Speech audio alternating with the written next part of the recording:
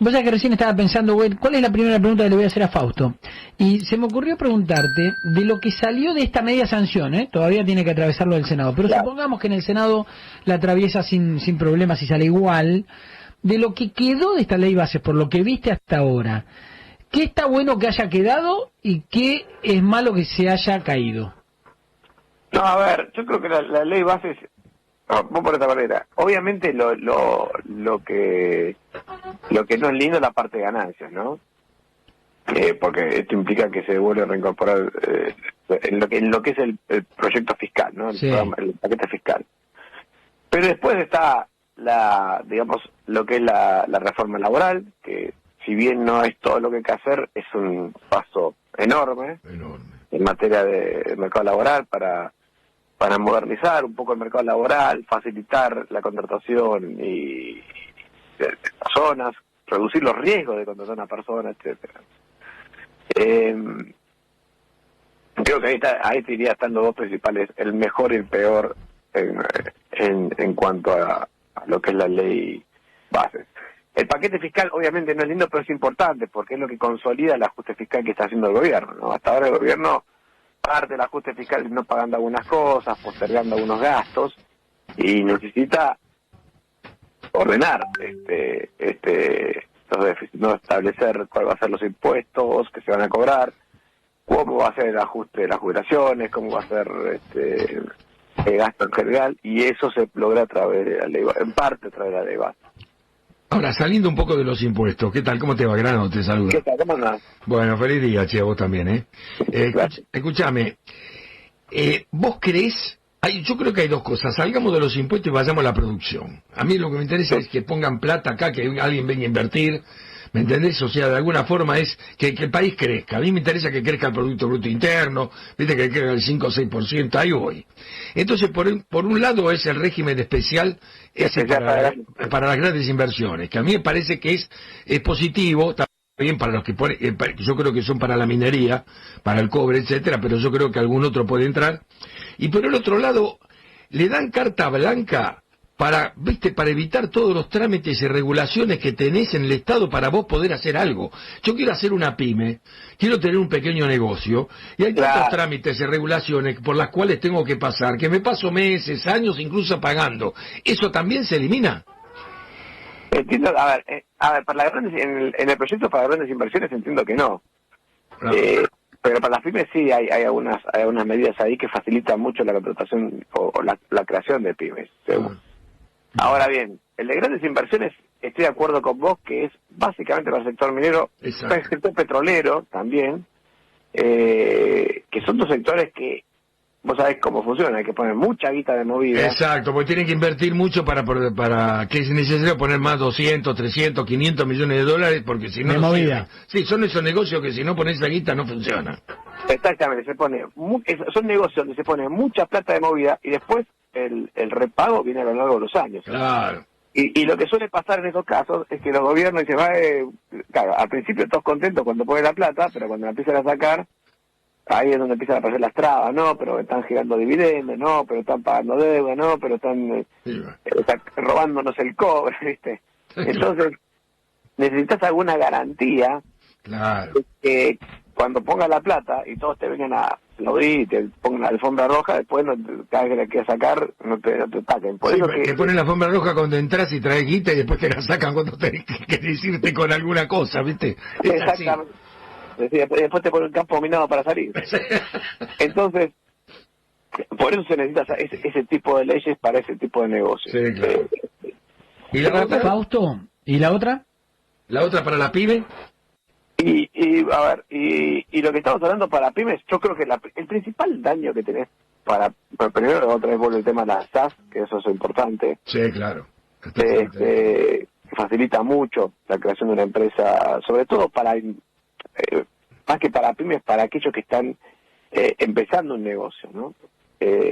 Y para las pymes, para mí la clave está en la reducción del riesgo de juicios laborales, ¿no? De contingencia. Las multas, exactamente. Las multas, el tema de que se puede elegir cambiar la indemnización por un fondo. por un fondo, ambas cosas son muy interesantes porque la aparición de un fondo hace que medio sacás el juicio adentro de la pyme. Claro. Desde el fondo, tuve que despedir por lo que fuera, bueno, anda a discutir con el fondo, ¿no? Claro. Vos sabés que ayer, volviendo al tema ganancias, y después tengo algunas otras preguntas más también sobre la marcha de la economía en general. Pero ayer escuchaba a un economista, bueno, a José Luis Espert, que además es diputado, ¿no? Obviamente. Sí. Decir, bueno, el tema de ganancias, claro, mi colega le preguntaba y le decía, pero ¿cómo puede ser que un partido libertario en donde dicen que van a bajar todos los impuestos hace lo que hace con ganancias? Trató de explicar algo que tiene cierta lógica, por lo menos para explicar por qué aumentan en vez de bajar los impuestos, ¿no? Dijo, la verdad es que ganancias representa, primero, lo paga el 8% nada más de todos los trabajadores. Es cierto. Solo el 8%. Pero además, hizo una comparación, y acá fue donde yo abrí un poquitito las orejas, ganancias es lo único que se paga en todo el mundo, se paga. Es el impuesto que en definitiva en todo el mundo está. Lo que pasa que el problema que tenemos nosotros es el resto de los impuestos que no están en el resto del mundo. Claro, bueno. ¿Es así? A ver, ahí está, es así.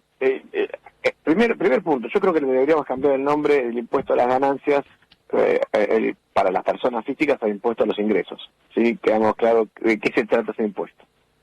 Pero es cierto, se paga en todas partes del mundo.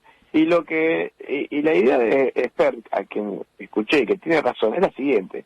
Argentina lo que ha hecho, y es algo que yo siempre dije hace muchos años, que tenemos impuestos ninjas, impuestos ocultos. Los gobiernos argentinos se han dedicado a ocultar impuestos, ingresos brutos, IVA, ¿Qué?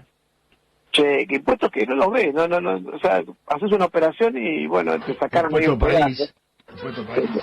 Sí, bueno, el impuesto país es más visible, sí. Pero el único impuesto donde viene el gobierno y dice, che, cobraste el sueldo, bueno, dame un pedacito, es el impuesto a las ganancias. Por eso los políticos lo odian, porque es el impuesto donde el político te dice, bueno, ahora esa parte que cobraste es una parte para mí.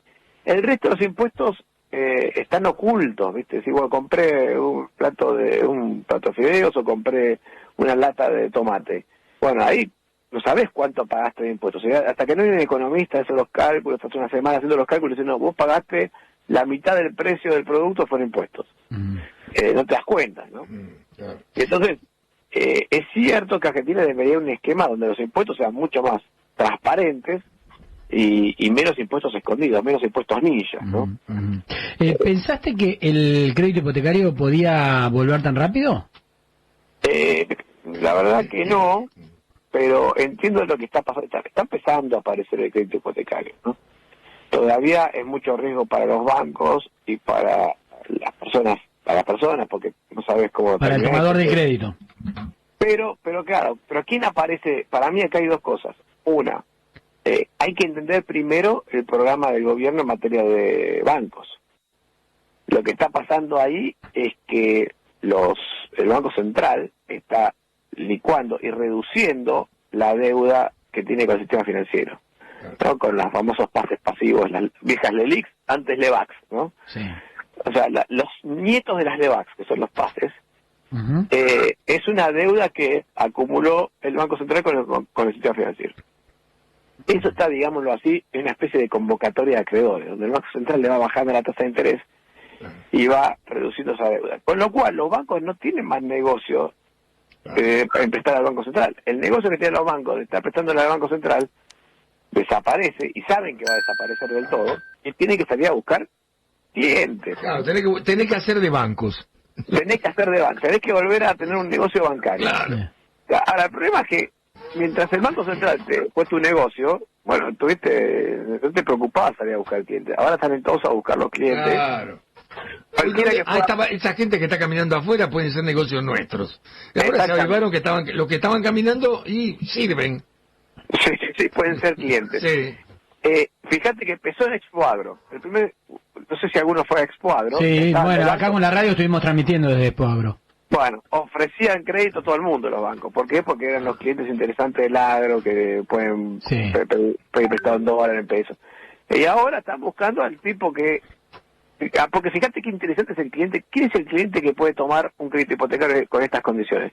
Y es alguien que tiene plata ahorrada, que le falta, porque me parece que todavía los tiempos para alguien que le falta el 90% para la casa es un negocio. Claro. Pero al que le falta un 30% del dinero para comprarse un departamento, 40%, o que tiene la plata pero no tiene todo para hacer los arreglos que quiere hacer, ese es el cliente que más le conviene esto. Y ese cliente para el banco pienso ser muy interesante, porque es una persona que tiene un trabajo que puede pagar un crédito, que tiene la plata para comprarse un inmueble o tiene una gran parte del dinero. Sí.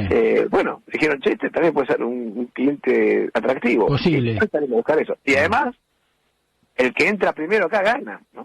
Entonces, nada, me parece que es sano en el sentido de lo que se está viendo, y es que los bancos empiezan a trabajar de bancos de nuevo, empiezan a salir a buscar clientes y competir por esos clientes, y después empiezan a ofrecer cosas que les interesan a los clientes, ¿no? Fausto, después dos cosas rápido y te voy agradeciendo. Estamos hablando con Fausto Espotorno, economista. Te voy agradeciendo la comunicación. Una tiene que ver con los precios de alimentos y la otra que te quiero preguntar también tiene que ver con lo que está sucediendo con las prepagas. Este gobierno dice, nosotros no controlamos precios, controlamos conductas. Apareció una frase nueva de Toto Caputo ahí, que a mí me pareció bastante ingeniosa, pero habrá que ver cómo se aplica. Dice, vamos a ponerle multas a las prepagas porque no cumplieron con los que nos prometieron, y además también no solo le vamos a poner multas, sino que vamos a estar atentos además a lo que vayan haciendo y le vamos a dar una línea de denuncias a los clientes para que se... A ver, si vos no controlás precios y no fijás precios y demás, digamos, ¿cómo hace para controlar la conducta? ¿Multas de dónde? ¿Por qué? A ver, en el caso prepagas, acá es un tema muy complejo todavía. Para mí es uno de los temas más complejos que va a tener que enfrentar el gobierno en los próximos tiempos en cuanto a cuestiones micro, ¿no? A ver. Separemos esto. Primero, por lo tanto, tenés el problema macroeconómico que está enfocado en resolver lo de la inflación, el déficit fiscal, etcétera. En temas micros tenés algunos temas que están cruzados con la macro, como pueden ser los subsidios a las energéticas, etcétera, que también están en vía de resolución con algunas idas y venidas. Y el tema de las prepagas es un tema micro, pero que te afecta. ¿Qué pasa con las prepagas? El primer punto es un mercado destruido. Hay que tener claro que es un mercado destruido. Destruido en todo sentido. ¿Por qué? Porque donde antes tenías un mercado que tenía un montón de oferentes y diferentes empresas y diferentes opciones, etcétera, nichos de consumo, prepaga buena, prepaga berreta, que era un mercado vivo, ese mercado se fue destruyendo cuando empezaron a controlar los precios, cuando el gobierno anterior controló los precios, y fue a un esquema, vamos a ponerlo entre comillas, fascista, pero fascista no sino por efectivamente el esquema económico del fascismo, que era, tengo pocos oferentes, los siento todos arriba de una mesa y negocio con ellos todo el tiempo, ¿no? Sí. Ese fue el esquema que quedó de las prepagas. Claro, años de ese esquema, donde se fue concentrando el mercado en pocos oferentes que se sentaban en una mesa y negociaban con el gobierno, porque eso es lo que quiere el gobierno, cambia cuando el gobierno libera todos los precios. Pero el problema es que te quedó un mercado con estas características, que no es el mercado vivo y con múltiples opciones que tenías antes. Sí, hay poca competencia. Entonces, ahora ya tenés de movida, nacés con un mercado muy diferente al que tendrías que tener, a ese mercado del libre mercado que tenías antes. En segundo lugar, el gobierno asume, o lo que dice, es que acá estos tipos coludieron, o sea, se pusieron de acuerdo para aumentar los precios todos iguales, y esto es una conducta ilegal en cualquier mercado competitivo, porque entiende lo que dice el ministro Caputo. El ministro Caputo lo que dice es, en el liberalismo no defendemos empresas, se defiende el mercado, el libre mercado. Entonces, a eso me refiero, creo que se refiere cuando dice controlamos conductas, ¿no? Lo que nos interesa es que haya un libre mercado, no que haya empresas, no defenderle el negocio. Que no es un oligopolio. Va. Franco, Fernanda Carbonell, buen día. Vos sabés que yo recién te escuchaba atentamente cuando hablabas de Fausto, perdóname, te dije Franco. No te preocupes, me han dicho todos, Franco, Fabio, Facundo. Cuando hablabas de la descripción, ¿no?, de la carga impositiva de lo que uno paga. fiscalía del consumidor. Y estaba leyendo que avanzó en el Congreso el régimen de transparencia fiscal al consumidor, ¿no? Que ahora pasó al Senado, y van a reformar un artículo, el artículo del IVA del año 97, que en Brasil, ya desde el año 2012, ellos en el ticket, no sé, compran nafta, ya saben lo que pagan, ¿no? Me parece que se va a transparentar mucho más el precio de las cosas si realmente vemos en el ticket todos los impuestos que uno paga, como vos decías recién. Ahora, ¿esto se va a poder hacer en todo? Mira, yo creo que sí. A ver, yo creo que sí. Hay algunas cosas que va a ser más costoso hacerlo, ¿no? ¿Hola? ¿Qué pasó? Bueno, se cortó. ¿Se cortó? Se cortó. Justo, bueno, venía redondo ya. Claro, a ver, ¿ustedes se acuerdan que antes les venía la factura de luz? Suponte, no sé, tenías una casa en Santa Teresita, te venía la factura de luz y 8 ítems. Ahí está, Fausto, completale la respuesta, Fausto. Ahí volví. Sí. Te decía, mira, a ver, hay ítems que son bastante directos, o sea, IVA, ingresos brutos que te estás pagando, etcétera. Eso lo puedes sacar de forma bastante directa. Ahora, hay otros que están metidos mucho más profundamente. O sea, ¿cuánto es lo que pagó tu proveedor de ingresos brutos, por ejemplo? O sea, porque ingresos brutos, por ejemplo, eso es un impuesto en cascada. O sea, si yo quiero vender yogures, por ejemplo, tengo que comprar la leche. Entonces me tengo que pagar el impuesto sobre la leche y el impuesto sobre... o sea, el impuesto sobre el yogur y el impuesto sobre la leche que le compra mi proveedor. Entonces, claro, ahí hay que ver cómo se publica. Después, claro, no va a ser tan fácil. Cheque.